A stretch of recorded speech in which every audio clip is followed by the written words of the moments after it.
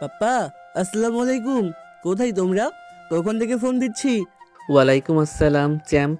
এই তো বাবা, গাড়িতে আসছি আমরা। তুমি নাস্তা করেছো? না তো, সবাই বসে আছে। 9:30 বাজে।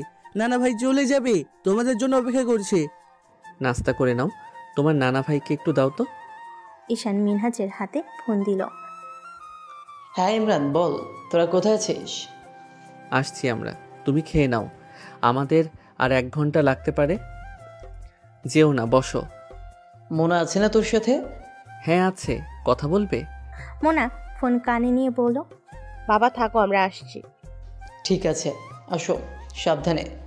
তুমি কিন্তু ঔষধ খেয়ে নাও, এরপর প্রতিদিন আমি যত্ন নিব। আচ্ছা মা, আসো। ফোন গাড়ির সামনে চেম্বারে রেখে বলল, কি একটা অবস্থা করলাম, সবাই দুশ্চিন্তায় পড়ে গিয়েছে। তুমি বাসায় গিয়ে প্রথম লজ্জা পাবে কেন জানো? মোনা হতচকিত হলো। লজ্জা লজ্জা কেন? চোখে পলক ঝাপটে ইমরানের দিকে তাকিয়ে বলল, কেন কেন? কেউ না বললেও খালা বলতে পারে শাড়ি নেই, জামা কেন পরনে। মোনা নিজের দিকে তাকিয়ে পুনরায় মাথা তুলে ইমরানের দিকে তাকালো।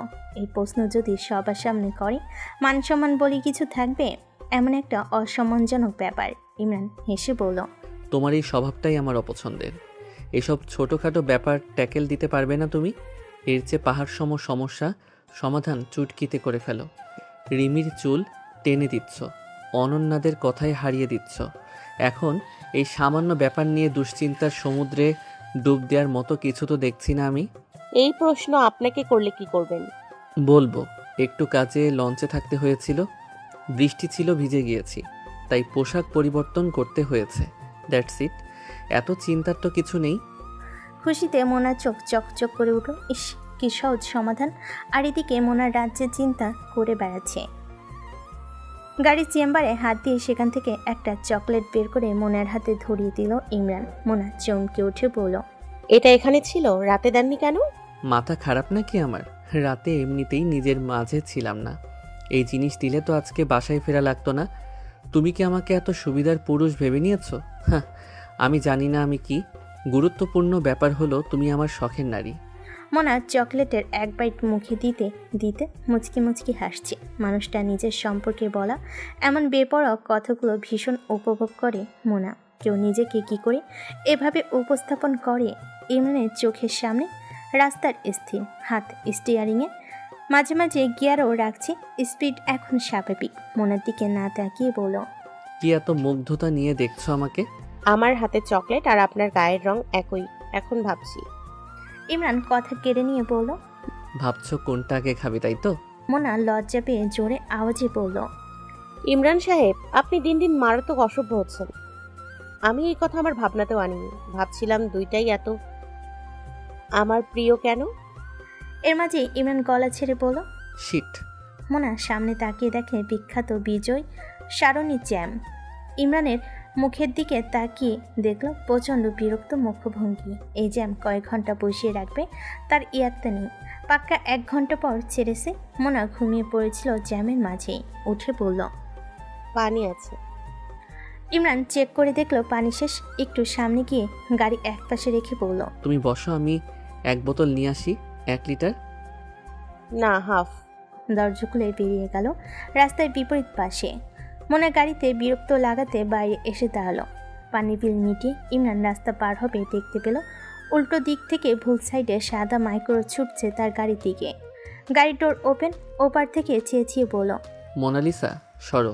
মোনা ইমরানের ইঙ্গিত বুঝতে পেরে মোনা সরে যাবে এর আগে একটা বাইক এসে মোনার সামনে দাঁড়িয়ে মোনাকে আটকে দিল। ইমরান ছুটে রাস্তা পার হবে, তখনই একটা সিএনজির সাথে খুব জোরে বাড়ি খেয়ে ছিটকে গেল কিছুটা। প্রতিটা ঘটনা এত দ্রুত ঘটে গেল যে আজ করার সময়টুকু পায়নি কেউ। ততক্ষণে মাইক্রো চলে গেল। ইমরান পড়ে গিয়েছিল, গা ঝাড়াতেই উঠবে। বুঝলো আগের অপারেশন করা পায়ে প্রচণ্ড ব্যথা পেয়েছে, উঠে দাঁড়াতে পারছে না, পা চিনচিন করছে, প্যান্ট রক্তে রঞ্জিত। আশেপাশের মানুষ এসে ধরে উঠালো। দূর থেকে দেখতে পেল মোনার সামনে এখনও একটা বাইক দাঁড়িয়ে আছে। কোনো রকম পা খুঁড়িয়ে লোকজনের সাহায্য নিয়ে সামনে আসতেই মোনা ঝাঁপিয়ে পড়ল বুকে। এক হাতে মোনাকে আগলে নিয়ে বাইকের দিকে তাকাতেই সেই ছেলে হেলমেট খুলে বলল, স্যার আপনি ঠিক আছেন? সজীব তুমি?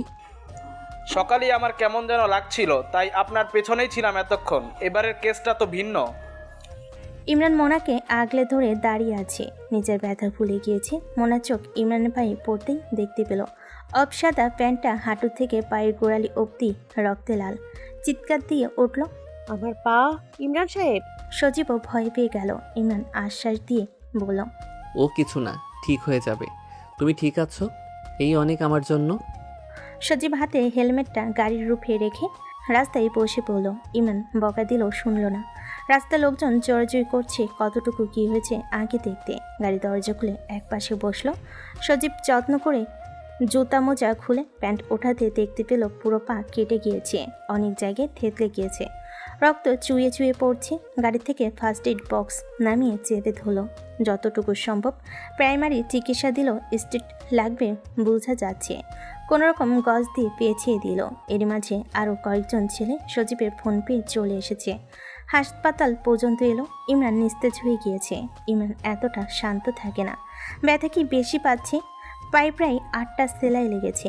বাইরে দাঁড়িয়ে আছে নীরবে মেয়েটা, চোখে পানি ঝরছে অঝরে। সজীব বলে উঠল, ম্যাডাম, দুশ্চিন্তা করবেন না, স্যার ইনশাল্লাহ ঠিক হয়ে যাবে।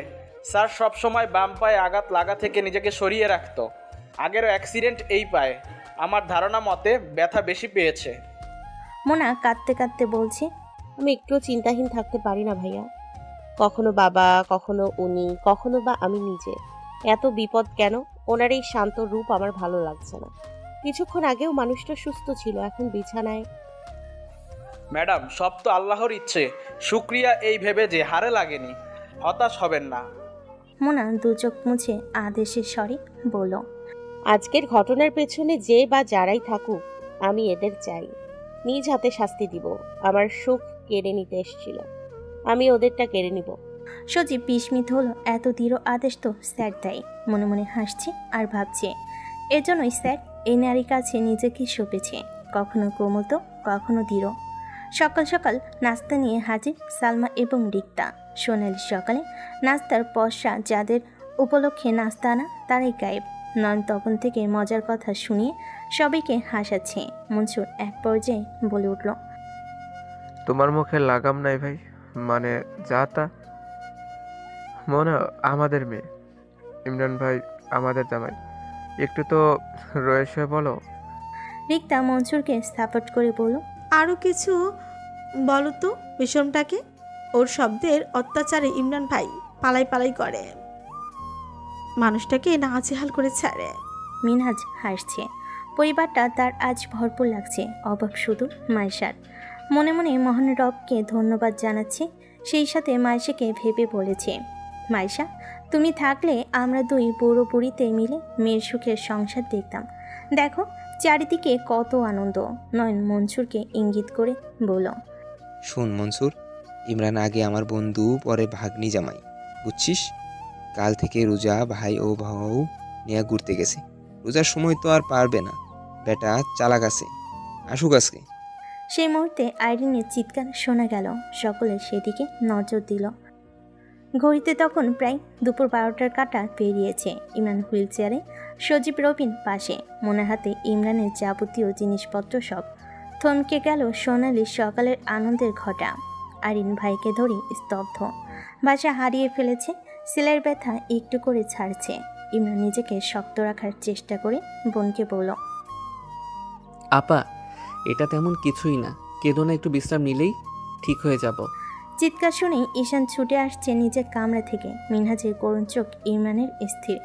ইমরান সেদিকে তাকাতেই বুঝতে পারল মানুষটা কথা বলছে না। হয়তো আশা করেনি এমন ইমরানকে। সজীবকে ইশারা দিতে মিনহাজের কাছে হুইল চেয়ার নিয়ে এলো। মিনহাজের হাত ধরে আশ্বাস দিল, ঠিক আছে, দুশ্চিন্তা করো না, আমি হাঁটতে পারি। এরা জোর করে এই চেয়ারে বসিয়ে আমাকে অসুস্থ বানানোর প্রচেষ্টা চালাচ্ছে। মিনহাজ দম ফেলে পড়ল, ওপরে খাবার পাঠালে মোনা খাইয়ে দিও। যা রেস্ট নে, সব আমরা পরে শুনবো। স্ট্রেস লেগেছে। মোনা মাথা নেড়ে পড়ল। 8টা। চারিদিকে অমুক ছায়া যেন গ্রাস করে নিচ্ছে সব। ইমরান সকলকে আশ্বাস দিয়ে বলল, ঠিক হয়ে যাব ইনশাল্লাহ। অনেক কষ্টে রবিন এবং সজীব ধরে উপরে ওঠালো। ঈশান বাবার সাথে লেপ্টে আছে।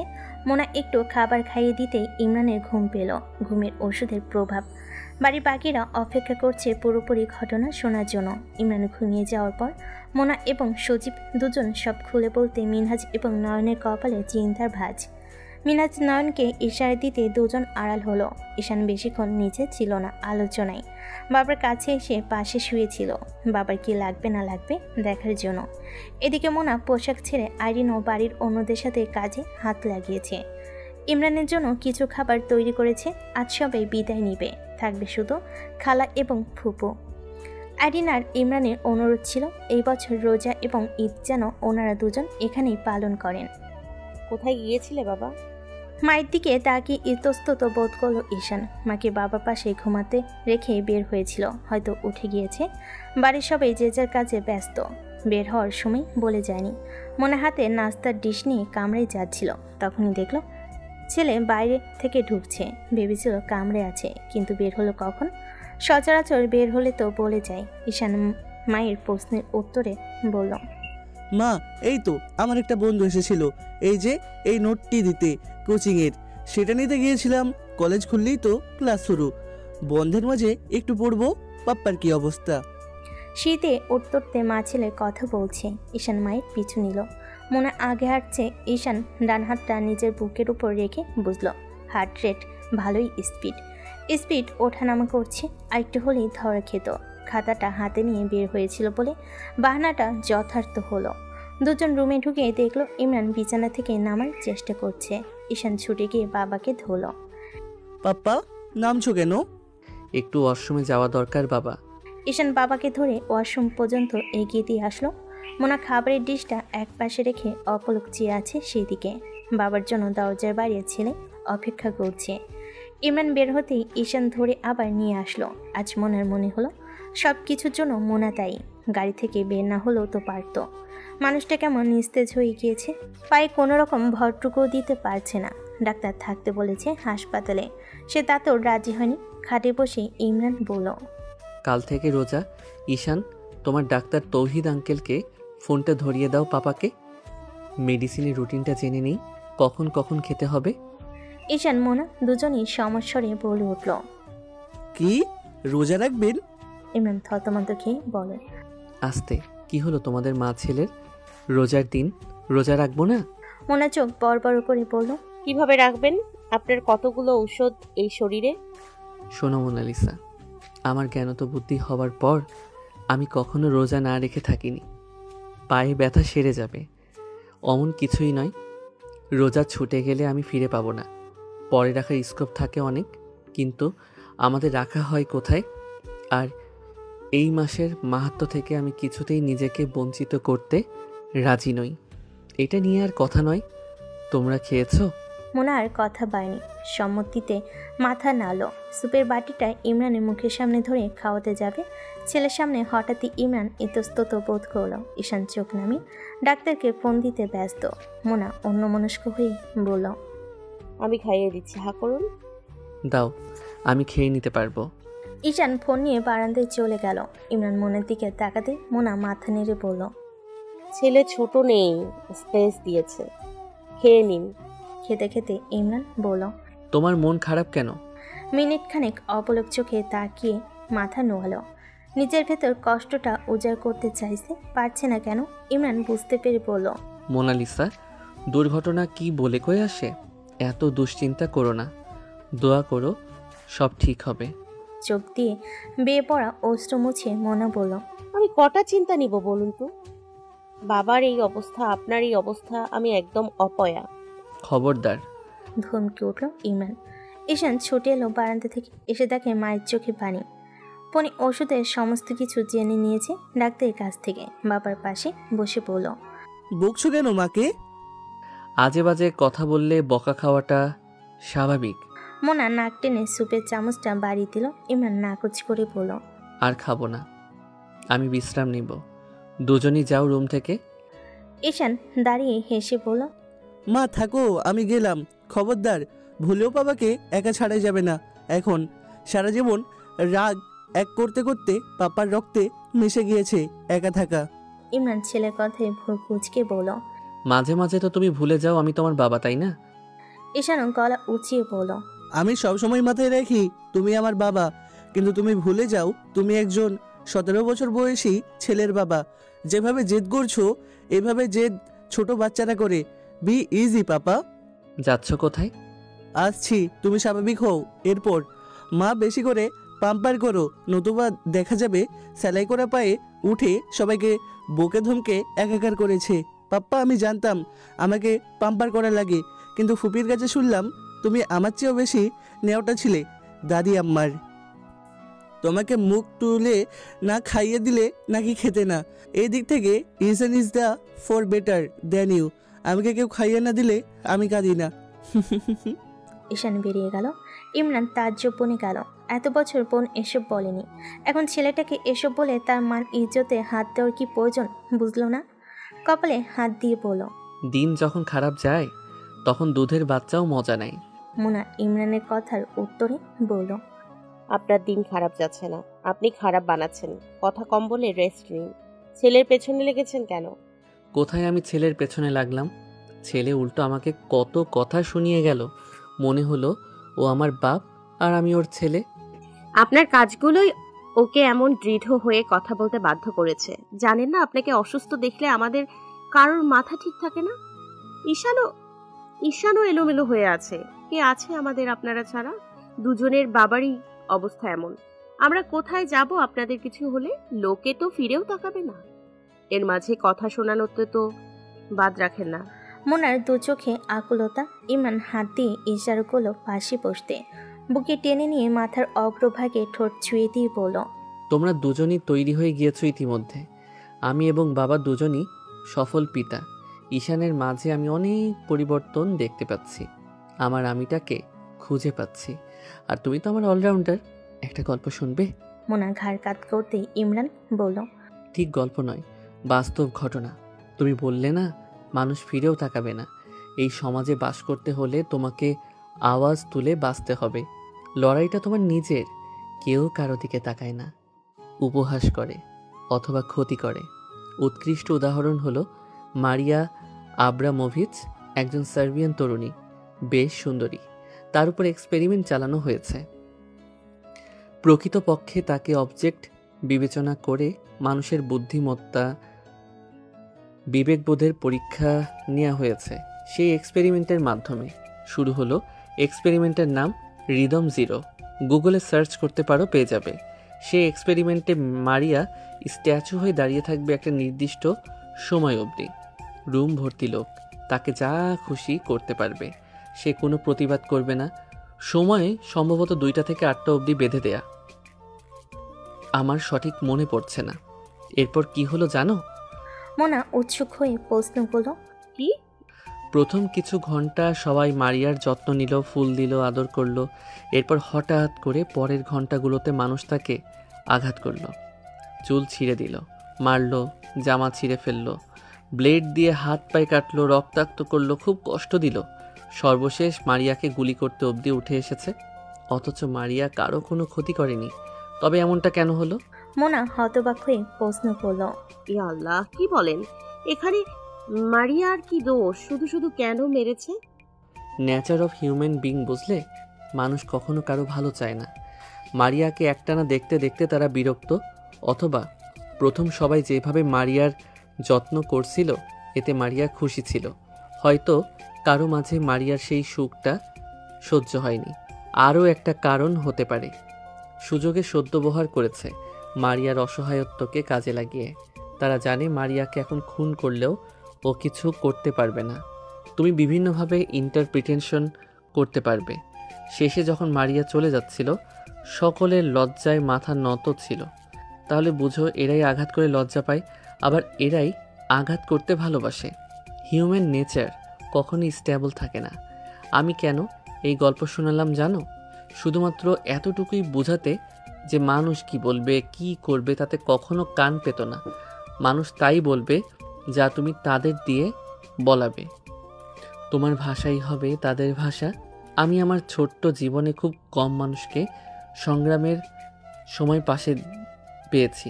তুমি খেয়াল করেছো কিনা জানি না, আমি কথা কম বলার চেষ্টা করি মানুষের সাথে, শ্রদ্ধা করি সবাইকে, কিন্তু কাউকে মাথায় তুলি না। আজ প্রশ্রয় দিলে কাল মাথায় উঠে নাচবে, নিজেকে এমনভাবে গড়বে যাতে কেউ আঙুল তুলতে না পারে। মোনা ইমরানকে দু হাতে শক্ত করে জড়িয়ে ধরল। ধন্যবাদ এত সুন্দর করে বুঝিয়ে দেওয়ার জন্য, কিন্তু আপনার এসব নীতি বাক্য আমার লাগবে না। আমার আপনাকে চাই, সব মুহূর্তে, সব সময়। ইমরান ঠোঁটের কোণে হাসি ফুটিয়ে ভাবছে কাকে কি বোঝালাম। আচানক ইমরান প্রশ্ন করলো, ভালো আছো মোনালিসা? মোনা চমকে গিয়ে বলল, আলহামদুলিল্লাহ। হঠাৎ? ইমরান মুচকি মুচকি হেসে ডান হাতে বৃদ্ধাঙ্গুল দিয়ে মোনার গলায় হাত মুগলিয়ে বলে, ব্যথা আছে? মোনার গলায় হাত দিয়ে লজ্জা পেয়ে গেল। খাট ছেড়ে উঠে লাজুক গলায় বলল, আপনার না পায়ে ব্যথা? তুমি তো খুশি হলে তাই না, কয়েকদিন ছুটি পাবে। লাগাম দিন মুখে। আমাকে লাগাম ছাড়া কে বানিয়েছে? নিচে গেলাম, সবাই চলে যাবে একটু পর, আপনি বিশ্রাম নিন। রাতটা তো আমারই। আপনি ঘুমালে আসবো আমি। মোনা মাথা নেড়ে বেরিয়ে গেল। ইমরান হাসছে। বাড়ির মানুষগুলোকে দুশ্চিন্তায় ফেলে এতটা দুশ্চিন্তা হচ্ছে যতটা একজন উচ্চ অফিসারের ফোন পে হচ্ছে। দরজা আটকানো কামরায় বাবা ছেলে মুখোমুখি, মাথা নত পুত্রের। কথার ধার পেয়েছে আগেই বুঝতে পেরেছিল। ইমরান কড়া আওয়াজ, ঈশান তুমি এখনো এত বড় হওনি যে এভাবে রিস্ক নিবে। ঈশান নীরব। ইমরানের পুনরায় প্রশ্ন, চুপ থেকে কি আমাকে অপমান করছো? মাথা তুলে ঈশানের উত্তর, না পাপা, আসলে আমি শুধু এইটুকুই জানতে চেয়েছিলাম আমার লাইসেন্স কবে পাবো। বয়স কত তোমার? 17 বছর 11 মাস। কি গুরুত্বপূর্ণ পদে আছো? বাবার চোখের দিকে তাকিয়ে আছে। আমি প্রশ্ন করেছি তোমার জব বা পেশাগত যোগ্যতা কি? স্টুডেন্ট। তাহলে কোন সাহসে এই বয়সে অস্ত্রের লাইসেন্স চাইছো? যা চেয়েছো তা পাচ্ছ, যেভাবে পড়তে চাও আমি সেভাবে পড়তে রাজি। অস্ত্রের দিকে ঝুঁকলে কেন? আচমকা ইমরান পুনরায় প্রশ্ন করলো, তুমি যে প্রতিনিয়ত চর্চা করো আমি জানি। রবিন আর সজীব সাহায্য করে সেই খবরও কানে এসেছে। যতই যাই করো অস্ত্র তুমি হাতে পাবে না। আর কখনো যদি আমার বিরুদ্ধাচরণ করো তবে তুমি পাপাকে চিরকালের জন্য হারাবে। কিন্তু আমার প্রশ্ন, তোমার পেছনে সাহস কে জোগাচ্ছে? ঈশানের মাথা নত। ইমরান ঠান্ডা গলায় বলল, তোমার মা। ঈশান সাথে সাথে মাথা তুলল। গর্জে উঠল ইমরান, এক্ষুনি মাকে ডেকে নিয়ে আসো, যাও। শরীরের প্রতিটা শিরা উপশিরা রক্ত সঞ্চালনের মাত্রা বাড়িয়ে দিয়েছে। রাগ নিয়ন্ত্রণে রাখতে পারছে না। এই দুজনের পরিকল্পনা এতটা ভয়ানক ভাবে যায়। কিছু ঘন্টার মাঝেই মা খোঁজ নিয়ে ফেলেছে ইমরানের শত্রুকে, আর অন্যদিকে ছেলেটাকে গুলিবিদ্ধ করার পরিকল্পনা মাথায় নিয়ে ঘুরছে। হন্তদন্ত করে মোনা রুমে ঢুকলো। ঈশান দরজা আটকে দিতে ইমরান শীতল স্বরে বলল, আমার উপরে গিয়ে এত পরিকল্পনা দুজন কেন করলে? মোনা ছেলের দিকে তাকিয়ে প্রশ্ন করলো, কি করেছি আমরা? ঈশানের মাথা নত। ইমরান সোজা সাপটা বলল, আমার শত্রুর নাম বের করানোর কাজে সজীব আর রবিনকে লাগিয়ে দিয়েছো। তোমাকে এক ধাপ এগিয়ে তোমার ছেলে টেক্কা দিচ্ছে তাদের শ্যুট করবে তা ভেবে। মা ছেলে মিলে এই বয়সে কি আমাকে হাসপাতালে পার্মানেন্ট থাকার ব্যবস্থা করে দিতে চাও? আর একটা কথা, ঈশানকে প্র্যাকটিসে কেন পাঠাও? আপনাকে কে বলেছে? তর্ক করো না, যা প্রশ্ন করেছি উত্তর দাও। কি জেনে রাখা ভালো? কিভাবে পিস্তল চালাতে হয়। আপনার বিজনেসের ভবিষ্যৎ কর্ণধার ঈশান, সব কাজ জেনে রাখা ভালো। আপনি একটা এক্সপার্ট শুটার, আর ছেলে কি মেনি বিড়াল হবে নাকি? হ্যাঁ, আর আপনি অযথা দুশ্চিন্তা করছেন। আমরা কেউই এক্সট্রিম লেভেলে যেতাম না। ঈশানকে আমি বলেছি জেনে রাখতে সব, কারণ ছেলে বাইরে বের হয়, কলেজ যায়, কখন কোন বিপদ আসে বলা যায়। তাই চোখ কান খোলা রেখে চলতে বলেছি। আপনার তো শত্রুর অভাব নেই, আর ভুল কি বললাম? ইমরান অবাক হয়ে গেল। ইমরান এক্সপার্ট শুটার, সে কথা মোনা জানলো কি করে? তার মানে ঈশানও জানে? ইমরান অতি আশ্চর্য হয়ে প্রশ্ন করলো, আমি শুটার কে বলেছে তোমাদের? ঈশান গলা উঁচিয়ে উত্তর দিল, জানি আমরা, অথেন্টিক সোর্স থেকে জেনেছি। যে বলেছে সে বিশ্বাস করেই বলেছে। তুমি আর ঘাটবে না এই ব্যাপার। পাপ্পা, তোমার কাজ রেস্ট নেওয়া। আমি লাইসেন্সের ব্যাপার এমনি ফয়েজ আঙ্কেলের থেকে জানতে চেয়েছি। আর শ্যুট করব না কাউকে, তবে জেনে নিতে চাচ্ছি কে তোমার শত্রু। এখন আমার সম্পূর্ণ মনোযোগ পড়াশোনায়। আর মা, সরি তোমাকে। মা, বকো না পাপ্পা, মা জানোই তো, মা জানতোই না আজ আমি বিকেলে রবিন চাচুর সাথে প্র্যাকটিসে গিয়েছি। এতক্ষণ মা যা বলেছে আমাকে সেভ করতে বলেছে। মোনা ছেলের দিকে তাকিয়ে হতাশ হলো। ছেলেটার পেটে কথাই থাকে না, এখন যদি বকা দেয় তখন তো বাবার বকা খেয়ে কেঁদে দিবে। ইমরান মাথায় হাত দিয়ে বলল। কি চাও তোমরা দুজন? দুজনে ইমরানের কাছে ছুটে গেল। ঈশান বাবার হাত ধরে বলল, তোমার সেফটি পাপ্পা, বিজনেসটা ডেঞ্জারাস। আমি বা মা কেউই বলবো না ছেড়ে দাও, কারণ এটা তোমার প্যাশন। তবে সেফ থাকা প্রয়োজন আমাদের। মায়ের উপর 2 বার আক্রমণ হলো। ইমরান দুজনের মাথায় হাত রেখে বলল, সুস্থ হতে দাও আমাকে। তোমরা আগ বাড়িয়ে কিছুই করবে না, যা করবে আমাকে জানিয়ে করবে। বাকিটা আমি দেখছি। যা জানো চুপ থাকবে দুজনই। দুজনেই বাধ্যগত আচরণ দেখে স্বস্তি শ্বাস পেল ইমরান। মাথার মধ্যে ঘুরপাক খাচ্ছে কে নতুন শত্রু। পরিচিতরা কম বেশি সবাই জানে ইমরানের লিগাল বিজনেস। যতটুকু জানে, জনগণকে হাসপাতালে পাঠানোর পর জারিফের বাবা সহ বাকিরা শান্ত। নিজের আহত পায়ের দিকে তাকিয়ে ভুল কুচকে মনে মনে আউড়ে নিল। যেই হও না কেন, ঘুমন্ত ইমরানকে জাগিয়ে বড্ড ভুল করেছ।